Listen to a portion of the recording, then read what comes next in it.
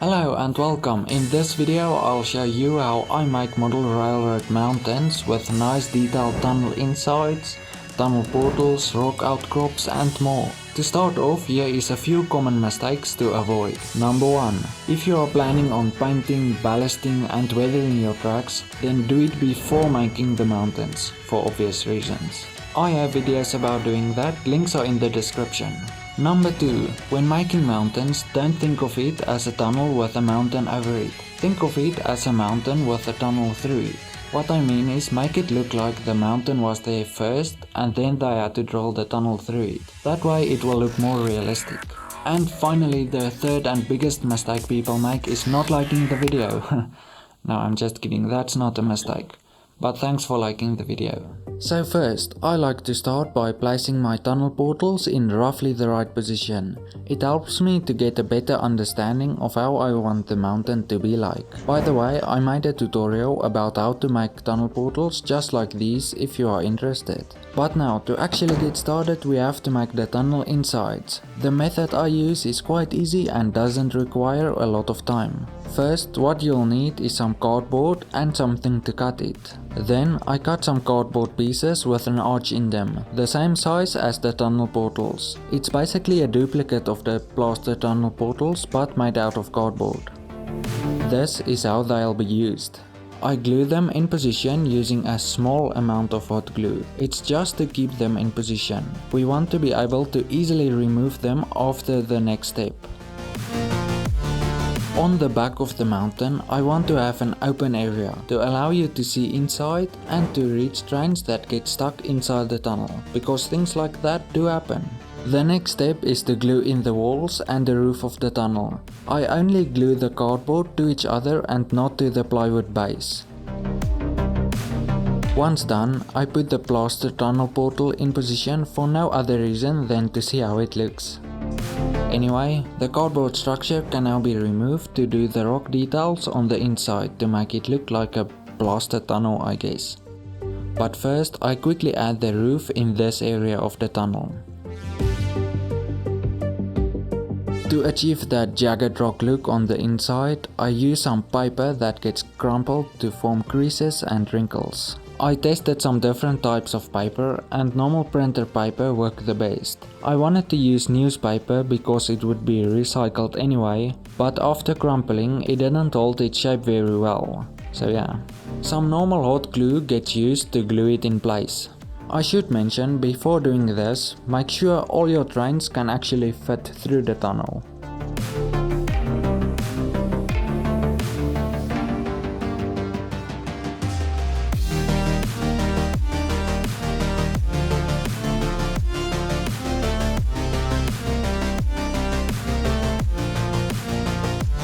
Once done, it should look something like this. Don't worry about the seams where the paper joints are, they will later be filled in using plaster. But first, to lock the paper in position, I mix some plaster and diluted PVA glue.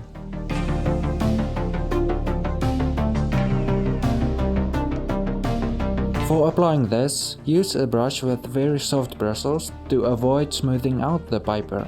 Then just apply it in thin layers like this. I ended up applying 2 layers.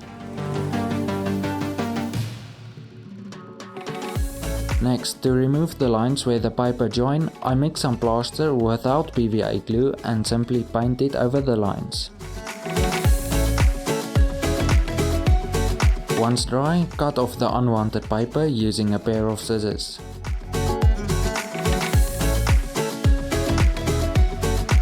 Here you can see the combination of a quite small tunnel and very tight curves like this doesn't really allow a big passenger coach like this to go through it without hitting the sides.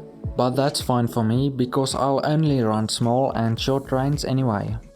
The next step is painting. I'm not gonna put much effort into painting the inside because it's something that's not really gonna be seen that often. I first paint it using an earthy brown paint that's diluted with water. Once that's dry, I apply this dark brown color that's also diluted with water. Finally, after that is dry, I dry brush over some light grey that's not diluted. And that's all I did for painting the tunnel inside. It doesn't look amazing, but it's good enough. Then I use my hobby knife to cut the paper flush with the cardboard so that my tunnel portal can be glued onto the cardboard. But first I glue the whole thing to the base, making sure it's perfectly lined up with the rails.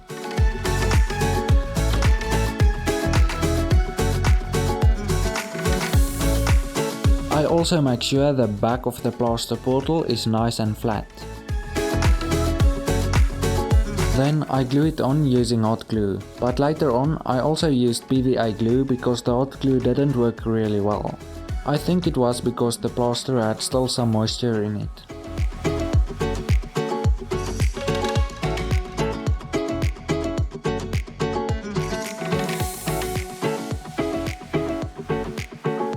For the other side, I had to cut off a piece from the side wall like this.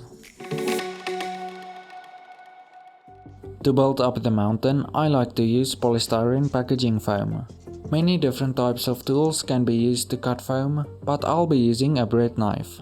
Then I simply start cutting some pieces of foam and gluing them on using my trusty old glue gun.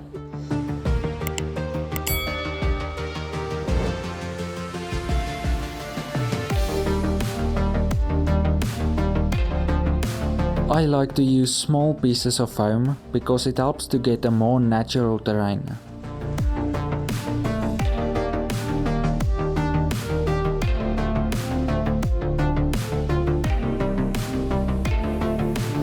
Once done, I go in with a smaller knife and cut off all the sharp corners and edges.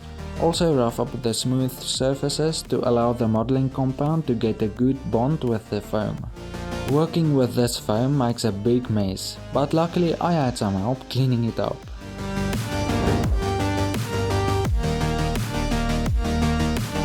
Here you can see me using the PVA glue to make sure it's nice and secure.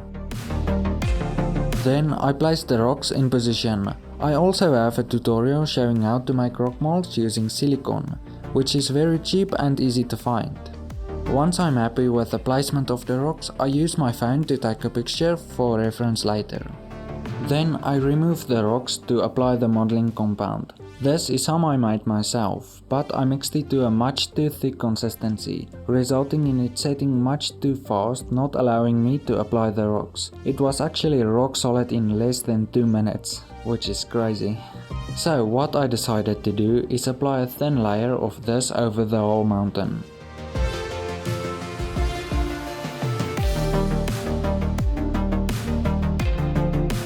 Once that's dry, I'll apply another layer of my new and much better modeling compound, mixed to a much thinner consistency of course.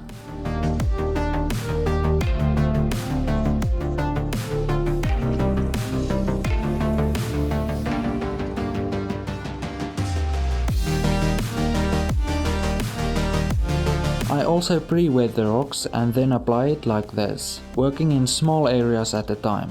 Here's a time lapse of how I did it.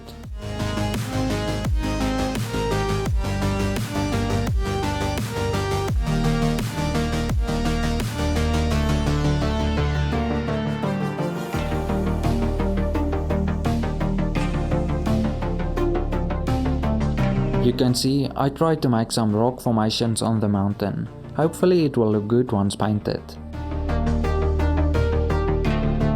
I now fill in these gaps using normal plaster of Paris. Whilst it's still soft, I use my hobby knife to carve out the brick details in the corners.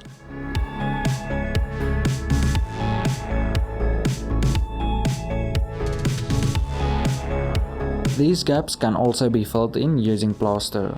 We'll paint it in another video. So yeah, if you want me to make a video about making the modeling compound, just let me know in the comment section. The modeling compound is a lot like using sculptor mold if you have ever used that. If there's enough interest, I'll definitely make a video about that, just let me know in the comments. I also now have a buy me a coffee page, so if this video was helpful to you, please consider supporting me and the channel by buying me a coffee for a few bucks. Link in the description. Anyway, I really appreciate you watching this video till the end. Don't forget to subscribe, like, and I'll see you in the next video. Bye.